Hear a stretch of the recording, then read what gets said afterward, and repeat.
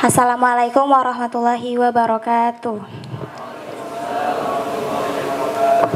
Innal hamdalillah nahmaduhu wa nasta'inuhu wa nastaghfiruh wa na'udzu billahi min shururi anfusina wa min sayyiati a'malina may yahdihillahu fala mudhillalah wa may yudlilhu fala hadiyalah. Asyhadu an la ilaha illallah wa asyhadu anna Muhammadan abduhu wa rasuluh la nabiyya ba'da amma ba'd. Pertama-tama saya akan mengucapkan terima kasih kepada Doctor of Engineering Hadia Warman, SSI MSc selaku penanggung jawab Research Based Learning, dan juga guru pembimbing saya Ibu Niketria Anda Asih, SSI, dan juga para guru yang tidak bisa saya sebutkan satu persatu namun tidak mengurangi rasa takzim saya kepada beliau-beliau semua. Langsung saja, izinkan saya mempresentasikan hasil karya ilmiah saya yang berjudul Sintesis Bioplastik berbahan dasar kulit singkong, manihot utilissima, serta uji kekuatan dan uji penguraiannya.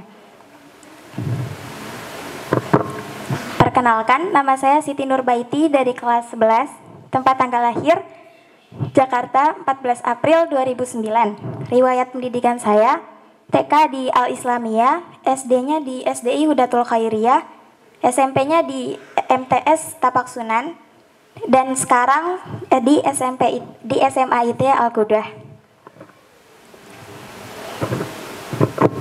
Latar belakang. Jumlah penduduk yang semakin meningkat akan menambah sumber daya alam dan energi secara besar-besaran. Jadi semakin banyaknya orang yang ada di dunia ini, maka semakin banyak juga sumber daya alam yang dihasilkan dan semakin banyak juga sampah plastik.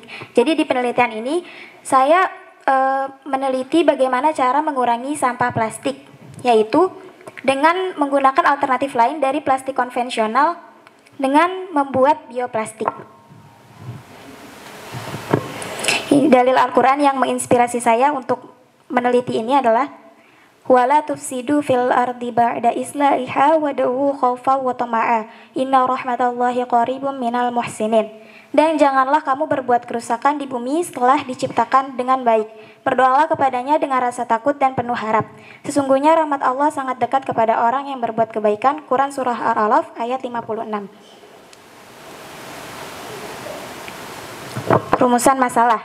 Apa yang dimaksud bioplastik? Apa kelebihan dan kekurangan bioplastik? Mengapa bioplastik menjadi solusi alternatif dalam mengatasi permasalahan lingkungan? Tujuan penelitian, mengetahui salah satu sebab dari pencemaran lingkungan, mengetahui cara membuat plastik dari bahan yang cepat terurai. Metode penelitian, ini manfaat penelitian, memanfaatkan limbah kulit singkong menjadi produk dengan nilai guna yang lebih tinggi. Apa itu bioplastik? Bioplastik merupakan salah satu jenis plastik yang hampir keseluruhannya terbuat dari bahan yang dapat diperbarui, seperti singkong, pisang, atau jenis pati lainnya. Manfaat bioplastik. Ramah lingkungan. Bioplastik umumnya terbuat dari bahan-bahan terbarukan, proses produksinya lebih ramah lingkungan dan mengurangi ketergantungan pada bahan bakar fosil. Biodegradable. Bioplastik dapat terdekomposisi dalam kondisi tertentu menjadi senyawa alami seperti air, karbon dioksida, dan biomasa. Ini membantu mengurangi masalah pencemaran lingkungan akibat sampah plastik. Yang ketiga, mengurangi jejak karbon. Produksi bioplastik menghasilkan emisi karbon yang lebih rendah dibandingkan dengan plastik berbahan dasar minyak bumi atau yang biasa disebut plastik konvensional. Hal ini membantu dalam mengurangi dampak perubahan iklim. Ini alat dan bahan pembuatan. Tadi lihat.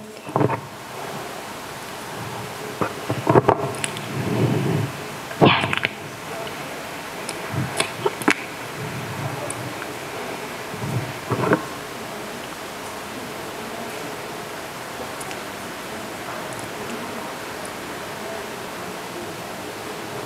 Yang pertama, hancurkan kulit singkong dengan blender sampai seperti ini, sampai kayak jadi bubur gitu.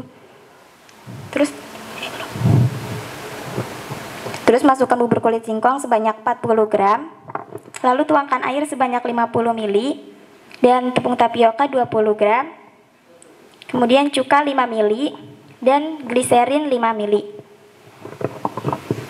Kemudian diaduk, tapi diaduknya ini sebelum kompornya nyala. Jadi biar rata gitu. Terus nyalakan kompor dengan api kecil. sampai menjadi mengental seperti itu. Kalau sudah kental, langsung saja dimasukin ke loyang, terus di oven pada suhu 100 derajat selama 1 jam 10 menit. Kemudian uji ketahanan. Uji ketahanan ini menggunakan teknik uji perendaman dalam air yang digunakan untuk mengukur kemampuan suatu bahan seperti bioplastik. Semakin tahan bioplastik terhadap air, maka semakin bagus kualitas bioplastik.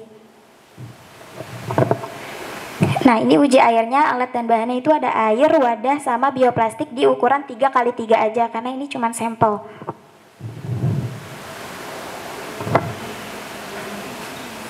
Uji penguraian. Uji penguraian dalam tanah digunakan untuk mengevaluasi kemampuan suatu material untuk terurai secara alami atau biodegradasi saat berada di lingkungan bawah tanah. Semakin terurai bioplastik dalam tanah, maka semakin bagus kualitas bioplastik.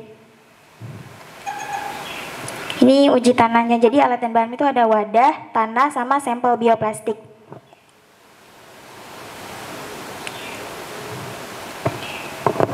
Ini hasil penelitian di sampel 1. Jadi sampel 1 itu pakai tepung tapioka cuma 15 gram di oven selama 1 jam 50 menit. Dan hasilnya tuh kayak gak elastis karena gosong. Ya. Kayak gini gitu. Ini gosong karena harusnya nggak 1 jam 30 menit. Karena semakin semakin sedikit tepung tapioka, semakin cepat juga dipanaskannya. Tapi karena ini aku di ovennya selama 1 jam 30 menit, jadinya gosong dan mudah robek. Jadi kayak kalau diginiin tuh udah robek duluan. Gitu. Terus di sampel kedua ini pakai tepung tapiokanya 20 gram. Sebenarnya ini udah pas, dosisnya emang segini, tapi karena di oven aja jadi kematangan juga. Hasilnya tuh kayak nggak tahu lah, pokoknya digosong. Ini ya, ini keras banget dan nggak mudah rapuh, tapi nggak mudah robek. Tapi mudah robek sih. Jadi kalau dirobek tuh kayak udah langsung robek aja gitu. Nah, ini sampel 3-nya. Bahan-bahannya itu tepung tapioka 15 gram. Jadi sampel 3 ini sama kayak sampel 1, cuman bedanya ini dijemur. Nah, ini hasilnya tuh lembek guys dan tidak elastis gitu. Nih ada hasilnya. Ini lembek tapi nggak elastis juga. Kayak bisa dirobek juga sama. Tapi ini ketebalan, karena loyangnya beda sama loyang yang sebelum-sebelumnya, makanya ketebalan. Nggak bisa dirobek, tapi bisa.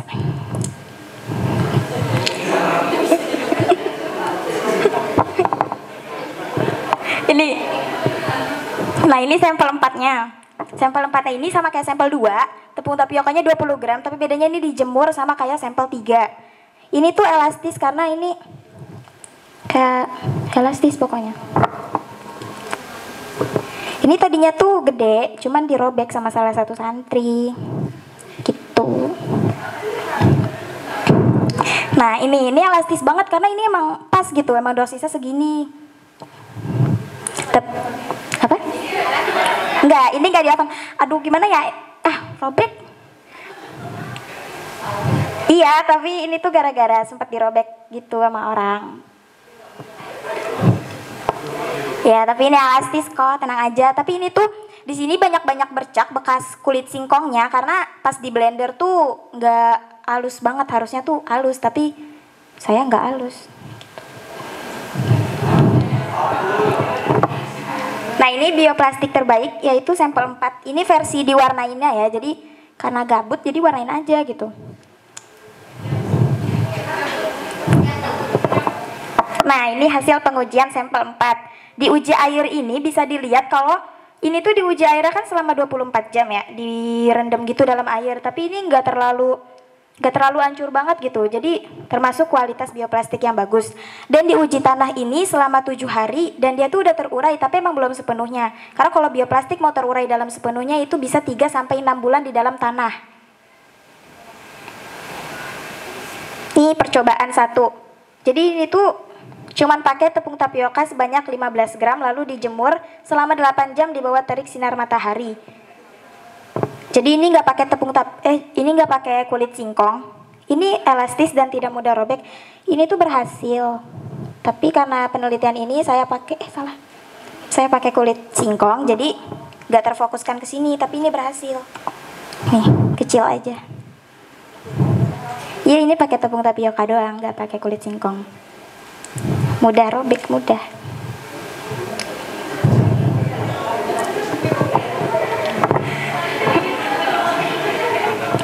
Nah, ini percobaan kedua. Ini pakai kulit singkong doang, jadi nggak pakai tepung tapiokanya. Hasilnya tuh hancur, nggak jadi. Iya, nggak terbentuk karena kan salah satu fungsi dari si tepung tapioka ini kan buat menyatukan semuanya kan, menyatukan seluruh bahan sama kayak air gitu. Nih, saya minta tisu. Jadi ini yang kulit singkongnya jadi kayak hancur gitu ya.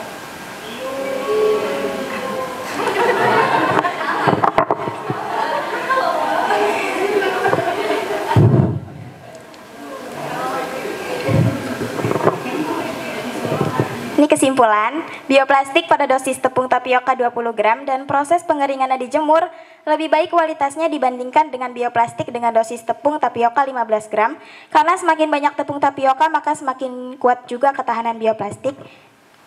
Tapi jangan banyak-banyak banget. Nah, cukup sekian dan terima kasih.